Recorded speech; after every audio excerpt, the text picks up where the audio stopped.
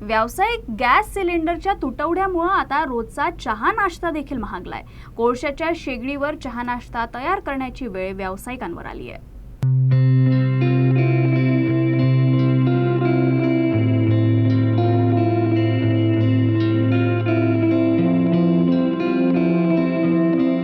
आखाती देशांमध्ये सुरू असलेल्या युद्धाचा परिणाम आता भारताच्या कानाकोपऱ्यात जाणवू लागलाय। या युद्धाचा थेट परिणाम गोंदिया शहरातील चहा नाश्त्याच्या व्यवसायावर दिसून येतोय।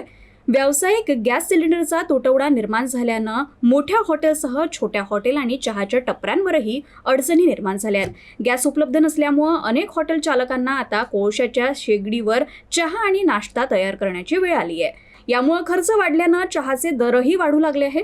पूर्वी 6 रुपयांना मिळणारा चहा आता 10 रुपयांना हाफ कप मिळत असल्याचं चित्र आहे। तर येत्या काळात नाश्त्याच्या दरातही वाढ होण्याची शक्यता वर्तवली जाते आहे।